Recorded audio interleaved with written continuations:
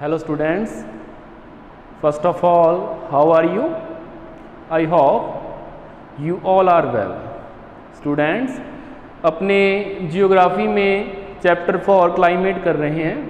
इससे पहले आपका एक लेक्चर हो चुका है, उसमें अपने क्लाइमेट के बारे में, वेदर के बारे में बेसिक कंसेप्ट जो हैं वो पढ़े थे, ठीक है, और फैक्टर कंट्रोल क्लाइमेट्स पढ़े थे। आज अपने जो नेक्स्ट टॉपिक है फैक्टर्स अफेक्टिंग इंडियाज़ क्लाइमेट, इनकी अपने स्टडी करेंगे, ठीक है। तो जो इसमें फैक्टर्स हैं, तो फर्स्ट फैक्टर इसमें क्या आता है आपका लैटिट्यूड। इंडिया की क्लाइमेट को जो फैक्टर अफेक्ट करते हैं उसमें फर्स्ट फैक्टर कौन सा आता है, लैटिट्यूड। जैसे अपने इंडिया के मैप में देखें,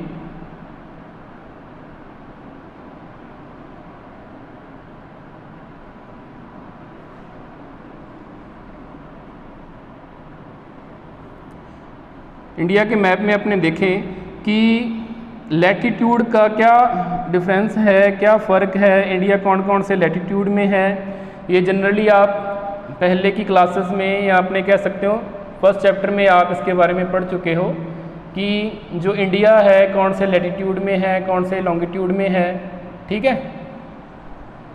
तो अपने बात करें तो इंडिया के बिल्कुल सेंटर से रन ऑफ कच्छ के रीजन से लेकर गुजरात, राजस्थान हो गया, मध्य प्रदेश हो गया, छत्तीसगढ़ हो गया, वेस्ट बंगाल हो गया, है ना, झारखंड हो गया, त्रिपुरा और मिज़ोरम हो गया। इसमें से आपकी जो ट्रॉपिक ऑफ कैंसर है 23 डिग्री नॉर्थ, जिसे अपने 23.5 डिग्री सॉरी 23.5 डिग्री नॉर्थ, जिसे अपने ट्रॉपिक ऑफ कैंसर कहते हैं, ये इंडिया के बिल्कुल सेंटर से जाती है। इंडिया को 2 पार्ट्स में डिवाइड करती है।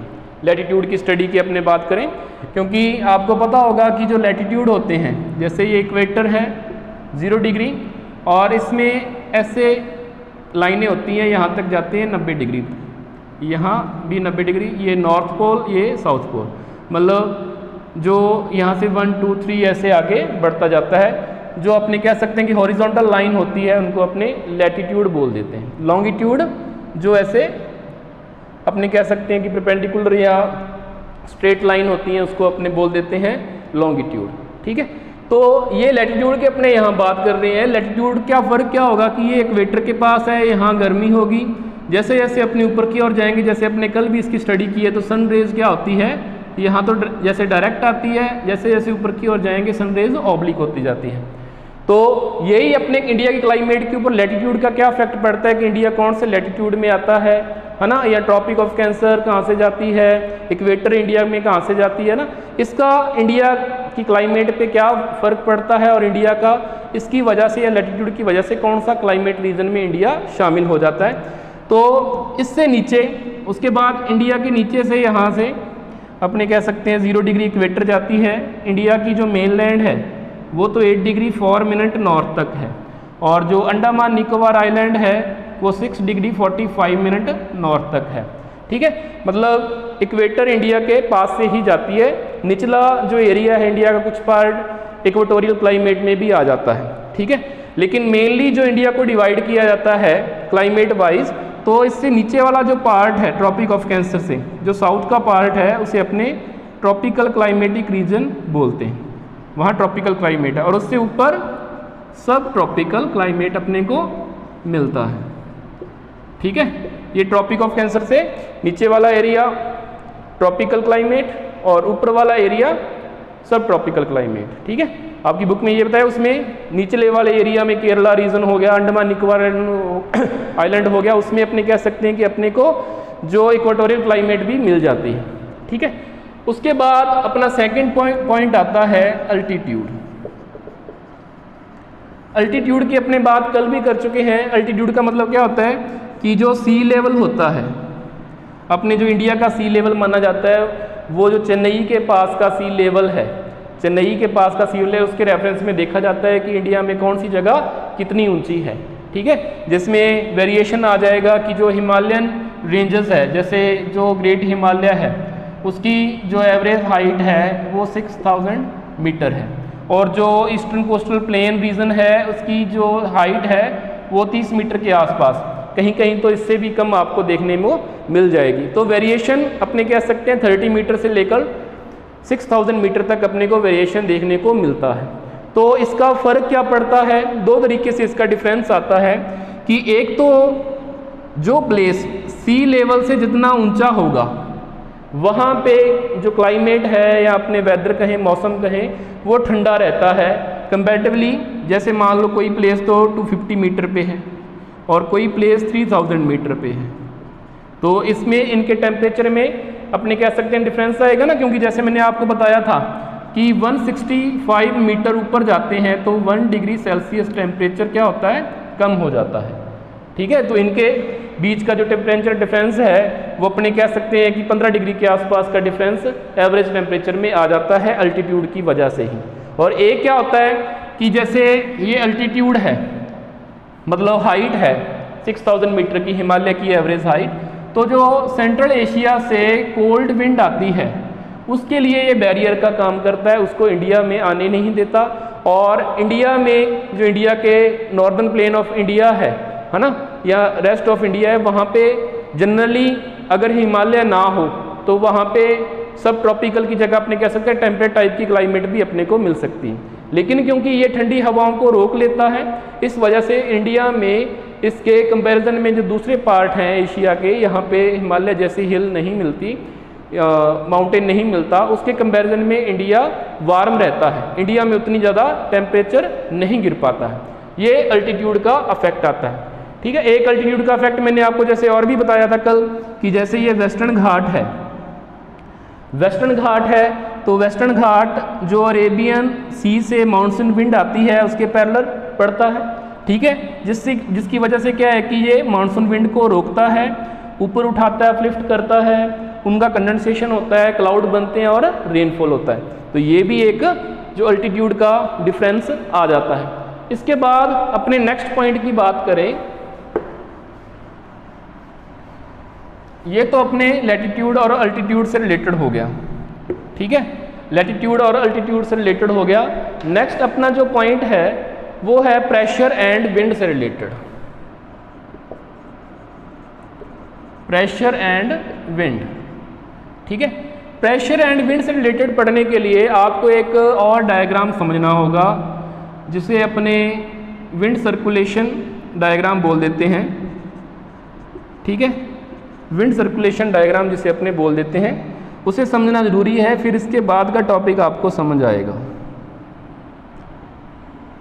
जैसे ये अपने अर्थ का एक तरह से डायग्राम बनाया, इसमें बिल्कुल सेंटर से जो अपने कह सकते हैं इक्वेटर है वो पास होती है।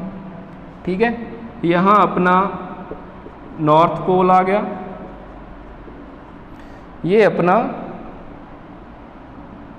साउथ पोल आ गया।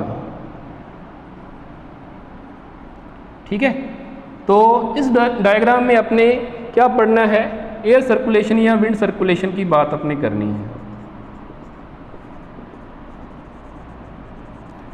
एयर सर्कुलेशन विंड सर्कुलेशन का मतलब समझना है कि जो प्लेनेटरी विंड्स है ना, जो स्थायी हवाएं हैं वो किस डायरेक्शन से किस डायरेक्शन में चलती है या उनके चलने की वजह क्या है। ठीक है, जनरली सिंपल वे में अपने ये माने कि अगर अर्थ रोटेट ना करती, ठीक है, ये जो यहाँ पे जो भी अपने विंड्स के बारे में पढ़ेंगे उसमें एक तो टेम्परेचर का इफेक्ट आएगा। टेम्परेचर का इफेक्ट कैसे आएगा, जैसे अपने ये कल भी पढ़ चुके हैं कि टेम्परेचर ज़्यादा होता है तो प्रेशर कम हो जाता है, टेम्परेचर कम होता है तो प्रेशर ज़्यादा हो जाता है, और हाई प्रेशर से लो प्रेशर विंड चलती है। ये कंडीशन अपने पहले पढ़ चुके हैं ना। तो अगर यहाँ भी दो फैक्टर काम करेंगे, एक तो टेम्परेचर वाला फैक्टर, थर्मल फैक्टर अपने कह सकते हैं, और एक काइनेटिक फैक्टर।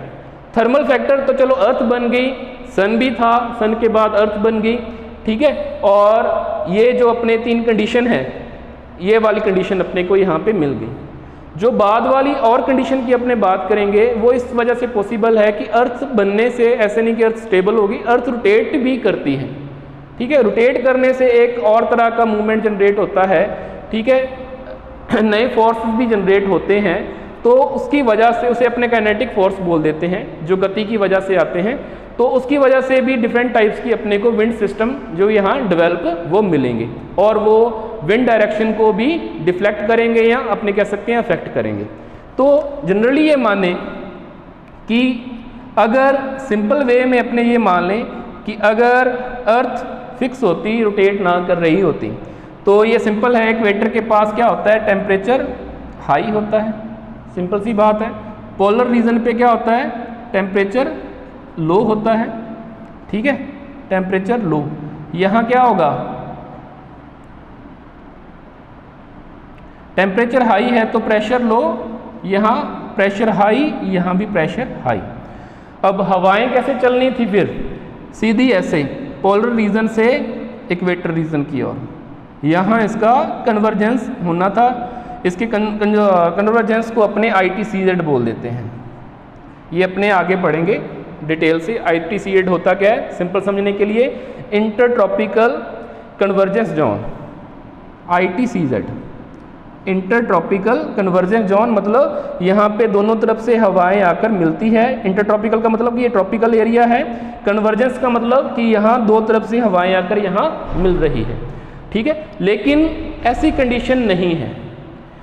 कंडीशन क्या है कि अर्थ रोटेट कर रही है और इसकी वजह से सिर्फ 1, 2 और 3 ये तीन ही प्रेशर बेल्ट ना बनकर, प्रेशर बेल्ट अपने क्यों बोल देते हैं, क्योंकि ये तो कौन सा हो गया, ये वाला हो गया लो प्रेशर बेल्ट, ये हाई प्रेशर बेल्ट और ये भी हाई प्रेशर बेल्ट। बेल्ट अपने इसलिए बोल देते हैं कि ये पूरा एरिया जो है, ठीक है, ये लो प्रेशर का है, ये हाई प्रेशर के हैं, इसकी वजह से इनको बेल्ट या एक पट्टी बोल देते हैं अपने, ठीक है। जनरली क्या है कि जो अर्थ के ऊपर 7 प्रेशर बेल्ट हैं, ये 3 प्रेशर बेल्ट ना होकर 7 प्रेशर बेल्ट हैं। ये 3 प्रेशर बेल्ट तो जो हैं इसकी वजह तो होगी थर्मल फैक्टर, ठीक है, इसकी वजह क्या होगी, थर्मल फैक्टर। और जो 4 और बनेंगे उसकी वजह क्या होती है, अपने कह सकते हैं कि काइनेटिक फैक्टर, उसे काइनेटिक फैक्टर जो है अफेक्ट करते हैं। देखा जाता है, अपने बना ही लेते हैं ज़्यादा डिटेल में ना जाते हुए इसके, कि एक तो ये हो गया, एक यहाँ हो गया, 0 डिग्री हो गया, एक प्रेशर बेल्ट होता है, सारा डायग्राम बना लें अपने, 0 डिग्री से 5 डिग्री ऊपर, 5 डिग्री नीचे, ठीक है। एक ये प्रेशर बेल्ट हो गया, 30 degree, 35 degree north, 60 degree, 65 degree north, यहाँ 30 degree, 35 degree south, 60 degree south, 65 degree south, ठीक है। तो ये क्या होगी, प्रेशर बेल्ट हो गई, ठीक है। ये प्रेशर बेल्ट होगी जिसमें ये वाली आपकी होगी equatorial pressure belt,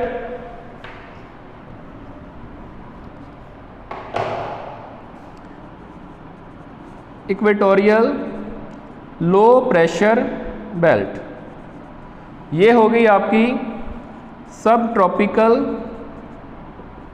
high pressure, ये हो गई सब पोलर लो प्रेशर, ये हो गई पोलर हाई प्रेशर, ठीक है। ये सेम ही ऐसे, ये आपकी उसके बाद हाई प्रेशर आ गई, कौन सी, सब ट्रॉपिकल, ये लो प्रेशर आ गई सब पोलर, और ये हाई प्रेशर आ गई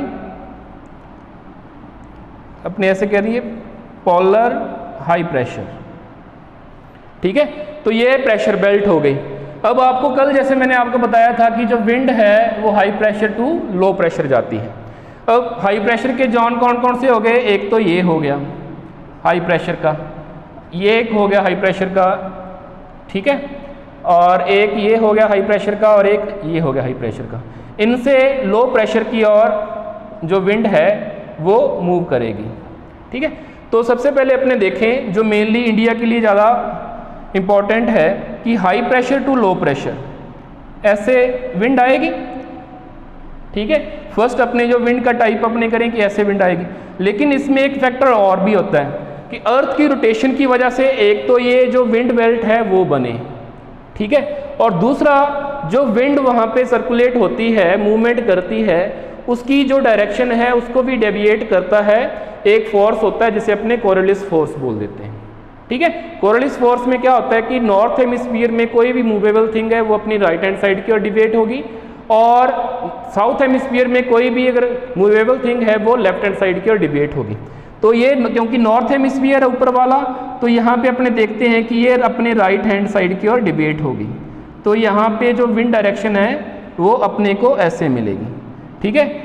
नीचे की बात करें तो यहाँ लेफ्ट हैंड साइड की ओर डिवेट होगी क्योंकि ये साउथ हेमिस्फीयर है, ठीक है। फिर यहाँ अपने बात करें तो यहाँ से शुरू होकर यहाँ जानी है एयर ने, लेकिन वो राइट हैंड साइड की ओर डिवेट होगी, ऐसे जाएगी, उसकी डायरेक्शन ईस्ट टू वेस्ट होगी, ठीक है, वेस्ट टू ईस्ट, सॉरी, इसकी ईस्ट टू वेस्ट। उसके बाद में यहाँ अपने करें तो यहाँ लेफ्ट हैंड साइड की ओर डिवेट होगी, ये हो जाता है फिनोमिना। और यहाँ फिर वो ऐसे सेम ही पैटर्न आ गया जैसे फर्स्ट वाला था। तो जो ये वाला है रीजन, इसको अपने बोल देते हैं ट्रेड विंड, जो 0 डिग्री और 35 डिग्री के बीच में चलता है। ये वाली विंड होती है वेस्टर्लीज, और ये वाली जो विंड होती है वो होती है पोलर विंड। ये सेम वेस्टर्लीज यहाँ पे भी होगी और पोलर विंड यहाँ पे भी होगी। तो इसका इफेक्ट आएगा इंडिया की जो क्लाइमेट है उसके ऊपर। इंडिया के लिए ये वाली जो विंड है इसकी अपने बात करेंगे, एक तो इसकी इंपॉर्टेंस आएगी और थोड़ी बहुत इसकी भी इंपॉर्टेंस आएगी जो वेस्टर्लीज है। मेनली जो इंडिया का मानसून है उसके ऊपर इसकी इंपॉर्टेंस आएगी, ठीक है। तो इसे अपने पढ़ने से पहले जो प्रेशर एंड विंड है उसमें जो सबसे अपने पहला पॉइंट है उसमें है pressure and surface wind, pressure and surface wind. हाँ स्टूडेंट्स, अपना नेक्स्ट जो टॉपिक है इसमें प्रेशर एंड सरफेस विंड। इससे पहले अपने जो विंड सर्कुलेशन सिस्टम है वो समझ चुके हैं। मैंने एक नया डायग्राम यूज़ किया क्योंकि उसमें आप कंफ्यूज हो सकते हो। वो समझने के लिए था पूरा वर्ल्ड वाइड सिस्टम क्या होता है विंड सर्कुलेशन या एयर सर्कुलेशन का। इसमें अपने लिए जो ज़्यादा इंपॉर्टेंट वाला पार्ट है मैंने वही यहाँ पे रखा है, ठीक है। और इंडिया का मैप भी अपने को ज़रूरत पड़ेगी इसकी समझने के लिए। तो जो प्रेशर एंड सरफेस विंड का सिस्टम है इसके अकॉर्डिंग क्या है कि जैसे आप यहाँ पे देख रहे हो इंडिया का, आप लोग जैसे लैटिट्यूडनल एक्सटेंट की बात करो तो 8 degree 4 minute to 37 degree 6 minute north आता है। तो लगभग यहाँ से अपने मान लें और इंडिया इस रीजन तक आपको मिल जाएगा, ठीक है। मतलब इंडिया कहाँ पे आता है, ये वाली जो ट्रेड विंड है, ट्रेड विंड की डायरेक्शन क्या है, नॉर्थ ईस्ट से आती है ऐसे, साउथ वेस्ट की ओर, नॉर्थ ईस्ट से इसकी डायरेक्शन आती है ऐसे। इसके हिसाब से अगर देखें तो ये वाली जो विंड है, ये जो हाई प्रेशर एरिया है यहाँ से आती है, ठीक है। और जनरली अपने देखें जो वर्ल्ड मैप है आपने देखा है इसमें इस साइड पूरा लैंड पार्ट ही है, चाइना आ जाता है, उसके ऊपर रशिया आ जाता है। तो ये जो विंड आएगी वो कहाँ से आ रही है, विंड कहाँ से आ रही है, लैंड मास से ही आ रही है। लैंड मास से मतलब इस एरिया से ऐसे विंड जो चल रही है ये वाला इंडिया में जैसे ऐसे आएगी, इसकी डायरेक्शन ये हो जाएगी। तो इस साइड से विंड आने की वजह से क्योंकि वो लैंड मास से आ रही है तो इस कंडीशन में तो इंडिया में रेनफॉल के चांस बहुत कम हो जाते हैं। हाँ थोड़ा बहुत अगर नीचे वाली साइड में अगर वो बे ऑफ बंगाल को क्रॉस करके आ रही है थोड़े बहुत इलाके में रेनफॉल हो सकता है, ठीक है। इस हिसाब से इंडिया का जो सिस्टम है इस विंड सिस्टम के हिसाब से वो ड्राई ही रहना चाहिए, इंडिया में रेनफॉल ही नहीं होना चाहिए, लेकिन ऐसा नहीं होता है। इंडिया में एक स्पेसिफिक टाइप की विंड चलती है, स्पेसिफिक टाइप का क्लाइमेट इंडिया में मिलता है जिसकी डिस्कशन अपने पहले भी कर चुके हैं, उसको अपने कहते हैं मॉनसून, ठीक है। मॉनसून की डेफिनेशन भी जैसे अपने पढ़ी है सीजनल रिवर्सल ऑफ विंड। मतलब मॉनसून क्या है कि मौसम के साथ, सीजन के साथ, ऋतु के साथ हवाओं की दिशा में प्रत्यावर्तन, रिवर्सल हो जाना। कहने का मतलब कि ये लैंड मास है, ये वाटर बॉडी है, ठीक है। सीजनल रिवर्सल का मतलब कि पहले लैंड से वाटर चलती है जैसे विंटर सीजन में, ठीक है, और समर में क्या सिस्टम हो जाता है, वाटर टू लैंड। ये मैंने आपको पहले बता ही दिया कि ऐसा क्यों होता है, क्योंकि विंटर में जो हाई प्रेशर होता है वो लैंड के ऊपर होता है और वाटर के ऊपर लो प्रेशर होता है, क्योंकि यहाँ पे अपने कह सकते हैं कि विंटर में लैंड ठंडी होती है, ठंडी होने से वहाँ पे हाई प्रेशर होता है, कंपैरेटिवली वाटर गर्म होता है, वहाँ पे लो प्रेशर होता है। समर में उल्टा हो जाता है, वाटर लैंड के कंपैरिजन में ठंडा होता है, इस वजह से वहाँ पे हाई प्रेशर, और लैंड वाटर की कंपैरिजन में गर्म होती है, इस वजह से वहाँ पे लो प्रेशर। तो जो विंड है वो वाटर टू लैंड चलेगी, है ना। ये सीजनल रिवर्सल इंडिया के जो सिस्टम है, वेदर कंडीशन है, उसमें अपने को देखने को मिलता है। तो इसकी वजह से फिर क्या होता है, अब आती है इसके काम की बात कि यहाँ अपने इसे यहाँ ऐसे बना लें, ठीक है, ऐसे नीचे से ये विंड आ रही है, 0 डिग्री है ये 0 डिग्री के नीचे ये वाला सिस्टम आपका जैसे बना हुआ है। इनकी बात कर लेना, ये जैसे इंडिया के ऐसे नीचे से विंड आ रही है, ये वाली विंड, ठीक है, ये कंडीशन है, इसको अपने आगे से समझेंगे। अब क्या होता है इंडिया में जो ये मॉनसून विंड चलती है, मतलब 6 महीने कह लें लैंड टू सी, 6 महीने कह लें सी टू लैंड, ये मौसम के साथ चेंज होती है, गर्मी सर्दी का फर्क होता है। जब तो विंटर होती है तब तो लैंड मास से बाहर की ओर ओशन की ओर हवा चलती रहती है, लेकिन जब गर्मी आती है तो इंडिया वाला जो पार्ट है वो ज़्यादा गर्म हो जाता है, ठीक है। जो एपेरेंट मूवमेंट है सन की, है ना, सन की एपेरेंट मूवमेंट के कारण, एपेरेंट मूवमेंट ऑफ सन, कहने का मतलब कि सूर्य की जो आभासी गति है, सूर्य या सन इक्वेटर पे होता है, लेकिन जब सर्दियाँ आती है तो अपने को ऐसे फील होता है कि जैसे जो सन है वो ट्रॉपिक ऑफ कैंसर के ऊपर आ गया, ठीक है। एक्चुअल में क्या होता है, अपेरेंट मूवमेंट का मतलब क्या होता है कि अपने को आभास होता है कि जो सन है वो मूवमेंट कर रहा है। एक्चुअल में मूवमेंट कौन कर रही होती है, अर्थ कर रही होती है, क्योंकि अर्थ जो है वो एक टिल्ट पे उसका एक्सिस है, उसके सहारे वो एंगल बनाती हुई झुकी हुई है 23.5 डिग्री का। इस वजह से कभी उसका कौन सा फेस सामने आता है, कभी जैसे इक्वेटर सामने आ गई सन के, कभी ट्रॉपिक ऑफ कैप्रिकॉर्न सामने आ गई, कभी ट्रॉपिक ऑफ कैंसर सामने आ गई। तो अपने को फील ऐसे होता है कि सन मूवमेंट कर रहा है, एक्चुअल में अर्थ उसके चारों ओर रेवोल्यूशन कर रही होती है, और उसकी टिल्ट की वजह से कभी उसका साउथ वाला जो ट्रॉपिक ऑफ कैप्रिकॉर्न फेस सामने आ जाता है, कभी इक्वेटर सामने आ जाती है सन के, और कभी ट्रॉपिक ऑफ कैंसर सामने आ जाती है। जब अपने रेनी सीजन की बात करते हैं इंडिया में, समर सीजन में, तो जो सन की एपेरेंट मूवमेंट है वो नॉर्थ इंडिया में अपने कह सकते हैं इसके आसपास आ जाती है, ट्रॉपिक ऑफ कैंसर। कहने का मतलब तब नॉर्दर्न प्लेन ऑफ इंडिया है, ये एरिया में क्या हो जाता है, टेम्परेचर तो हो जाता है हाई और प्रेशर हो जाता है लो। यहाँ पे एक मॉनसून ट्रफ बन जाता है, एक गर्त बन जाता है जो चारों ओर से अपनी ओर हवा को खींचेगा लो प्रेशर का, ठीक है। लो प्रेशर यहाँ जनरेट होने से क्या होता है कि ये लैंड है, यहाँ पे लो प्रेशर हो गया, इसके आसपास का जो ओशियन है उसमें हाई प्रेशर बन जाता है, ठीक है, क्योंकि जो वाटर होता है लैंड के कंपैरिजन में कम गर्म होता है, तो वहाँ पे हाई प्रेशर बन जाता है। तो क्या होता है कि ये अट्रैक्ट करता है अपनी ओर विंड को, और विंड क्योंकि वो आ रही होती है आपकी ओशियन रीजन से, वाटर बॉडी से, तो अपने साथ वो मॉइस्चर लेके आती है, नमी लेके आती है, जिससे इंडिया में रेनफॉल होता है। ये प्रेशर और सरफेस विंड से अपने इसमें समझ सकते हैं।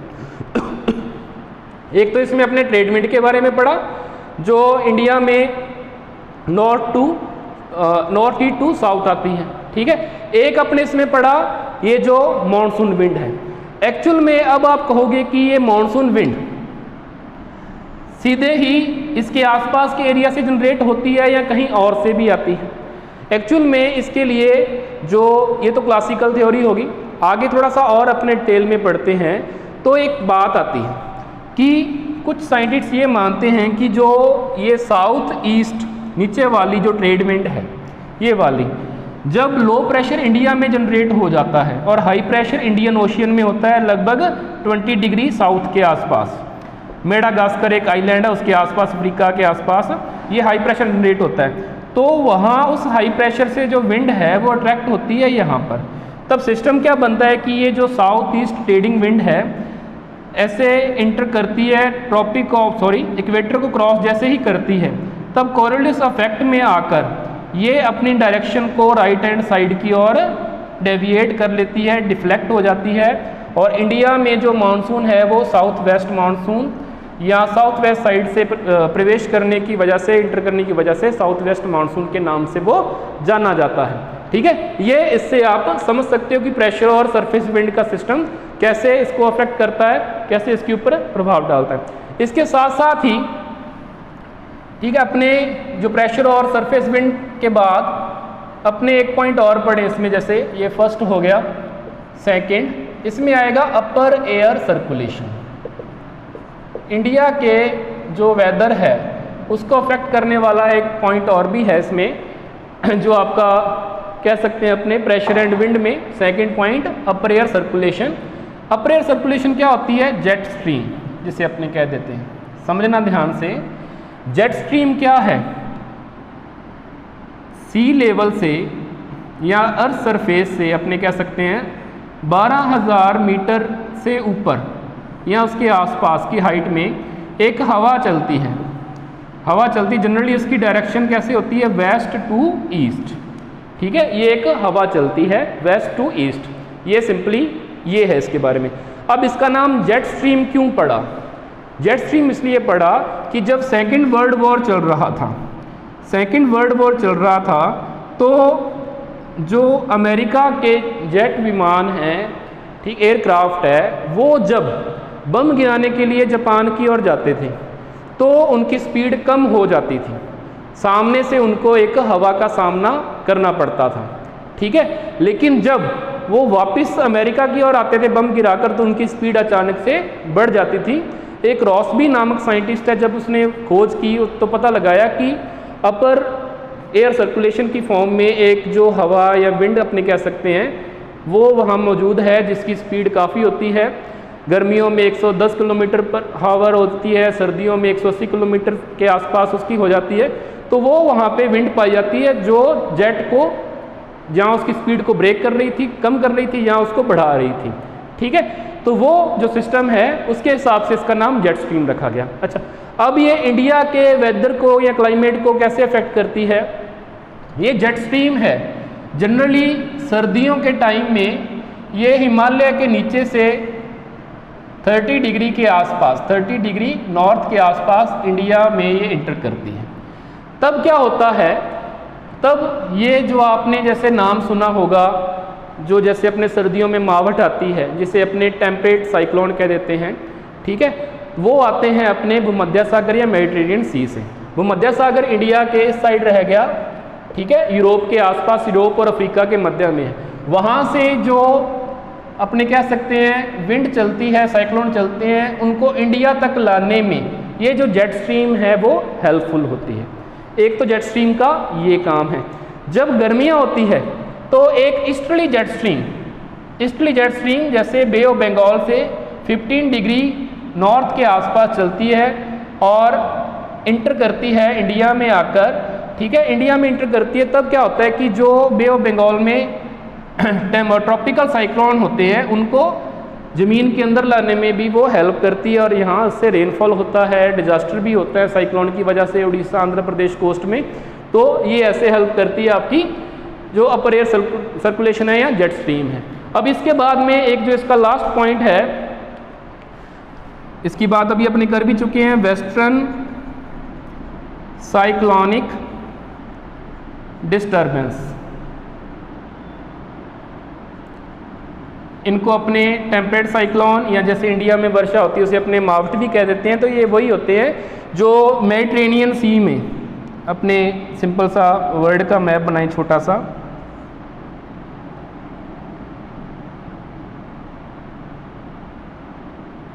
यहाँ पे मेडिटेरेनियन सी है, यहाँ पे यूरोप आ गया इसके ऊपर। ठीक है, इंडिया की लोकेशन अपने यहाँ पे मान लें। तो मेडिटेरेनियन सी से नॉर्थ और north western part of India में जो साइक्लोन आते हैं यहाँ से चलकर, उनको अपने वेस्टर्न साइक्लोनिक डिस्टर्बेंस कहते हैं, जिनको लाने में ये जो अपनी अपर एयर सर्कुलेशन है, जेट स्ट्रीम है, वो भी हेल्प करवाती है। और जिसकी की वजह से इंडिया के जो नॉर्थ और नॉर्थ वेस्टर्न पार्ट है वहाँ रेनफॉल होता है, ठीक है ना। तो ये था आपका, इसमें जो कुछ वर्ड आए हैं जैसे कोरलिस फोर्स आया है, उसके बारे में मैंने बता दिया कि कोरलिस फोर्स होता है due to rotation of earth, ठीक है। अर्थ की वजह से, अर्थ के रोटेशन की वजह से एक फोर्स होता है जिसे अपने बोल देते हैं कि नॉर्थ हेमिस्फीयर में कोरलिस फोर्स की इफेक्ट की वजह से कोई भी movable thing right hand side की ओर डेविएट हो जाएगी और साउथ हेमिस्फीयर में लेफ्ट हैंड साइड की ओर डेविएट हो जाएगी, ठीक है। एक जेट स्ट्रीम का आया था, जेट स्ट्रीम के बारे में भी मैंने आपको बता दिया, और एक वेस्टर्न साइक्लोनिक डिस्टर्बेंस के बारे में बताया हुआ है, वो भी आपको बता दिया, ठीक है। तो इसमें एक तो इंडिया के वेदर को अफेक्ट कौन कौन से फैक्टर कर रहे हैं, और 2-3 जैसे जेट स्ट्रीम है और कोरलिस फोर्स है, 2-3 वर्ड भी ऐसे आए थे जिनको भी एक्सप्लेन किया गया है। तो आज के टॉपिक में आपके इतना ही रहेगा, थोड़ा सा कंफ्यूजिंग टॉपिक भी है, आप थोड़ा ध्यान से इसको देखना, ना समझ में आए तो आप अपने कन्फ्यूज़न को दूर भी कर सकते हो व्हाट्सएप या कॉल के माध्यम से, ठीक है। Thank you.